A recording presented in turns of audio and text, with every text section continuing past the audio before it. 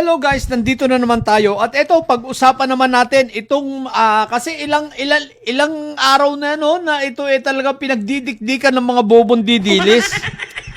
Aba, ang survey na ito ng pahayag no, ang survey ng Publikos. Dito pala nila kinuha yung minus 27, negative 27 ni PBBM.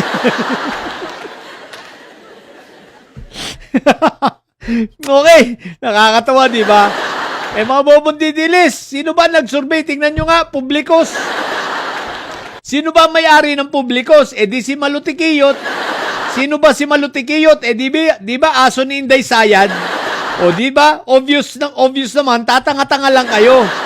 Pwede ba? Kumuha naman kayo ng mga survey firm na maayos.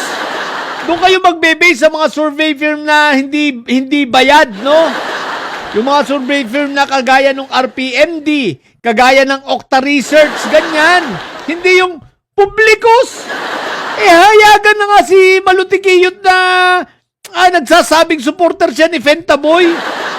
Pinagtatanggol si Inday Sayad. Tapos ang guesting lagi niya, SMNI. Tapos sasabihin nyo, natural, ganyan talaga. Kung kami kaya ang gumawa ng survey, naku po. Buti na lang hindi namin gawain ng mga ganyan, no? Pero tatanga-tanga kayo, no? O sige na, pero pagbigyan ko na nga kayo, mga hinayo pa kayo. Tandaan nyo sa mga hindi po nakakalam, ang Publikos Asia ay pag-aari ni Malutikiyot.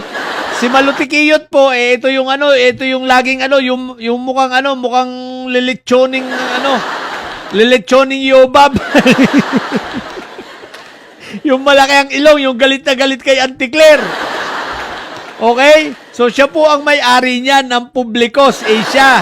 Okay? Tapos, sa kanya kayo kukuha ng survey. Aso ni Inday Sayad yun.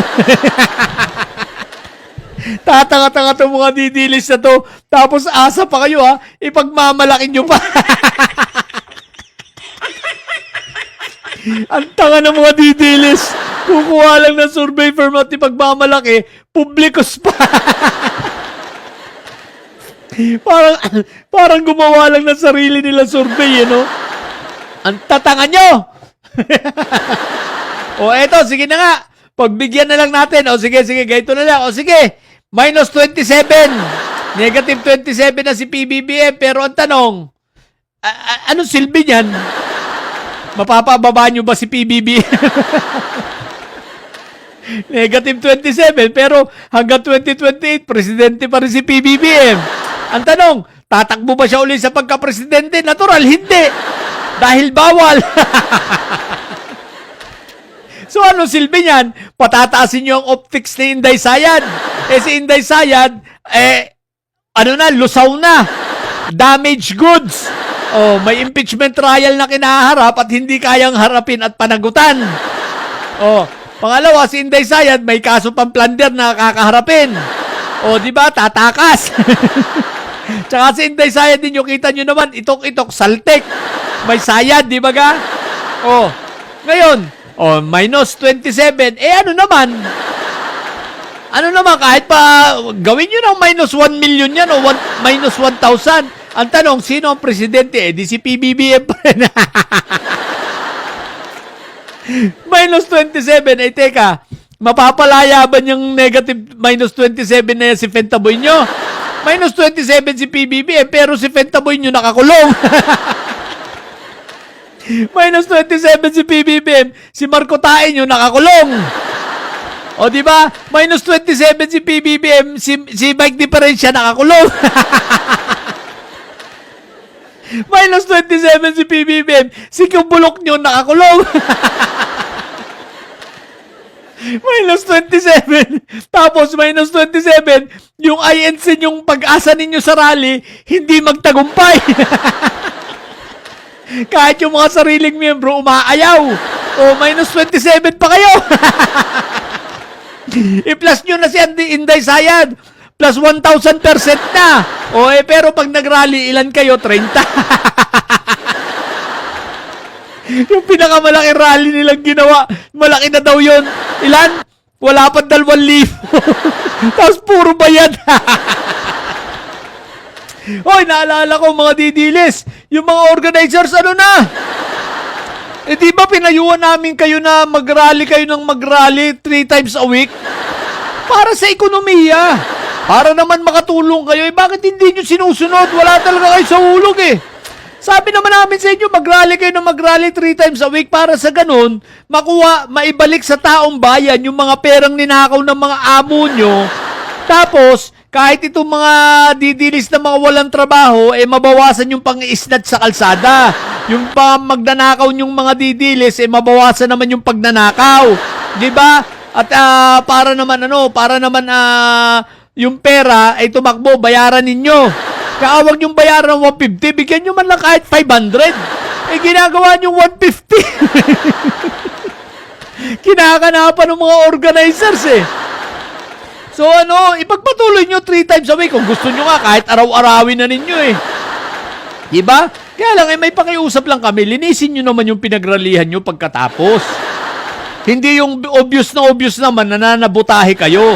Na para pag umulan, magkakaroon ng baha kasi yung mga basura nyong iniiwan, babara sa mga, kanal, diba? Sa mga drainage natin. Huwag naman ganon. Di ba yung pagiging dugyot ninyo, sa bahay nyo na lang yan. Huwag nyo nang dalhin sa labas. Pag nag-rally kahit pati kayo, magdala kayo ng basura, tsaka maligo naman kayo. Hindi yung puro amoy kayo putok, mga inayo pa kayo, tsaka maghinunuli naman kayo ng hindi kayo mga amoy luga. Di ba ga? So sa mga organizers ng mga rally-rally dyan, bakit nyo itinigil? Huwag nyo itigil, ituloy nyo. Ako'y nananawagan na ha, INC, baka naman pwedeng kayo nang manguna, araw-arawin na ninyo.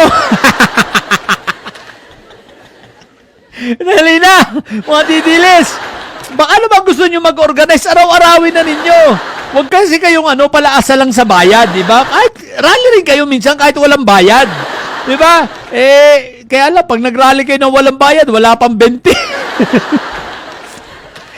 Kahit mga vlogger, hindi dumarating pero pag may bayad, siguro abutin kayo ng mga 30, pero yung 29 doon, vloggers. Seriously speaking abay mag-rally naman kayo.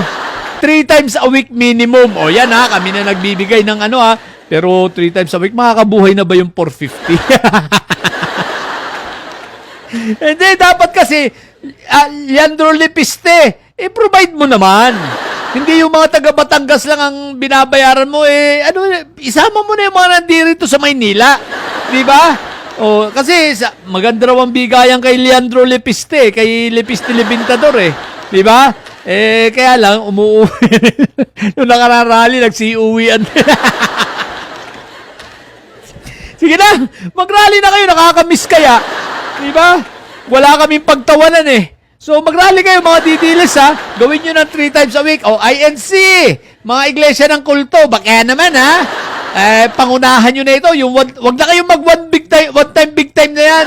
Yung big one na yan, wag na yan. Dami nyo ng kabi big one na yan. Mag-rally na lang kayo, thrice a week, ganon. What the heck? So ilang minus 27 na ang nag-survey si Malutikiyot. Ang bobo ng mga inayupak na ito. Yun lang. Sa mga bobot didilis na yan, manatili kayo mga bobot may sayad, lugain.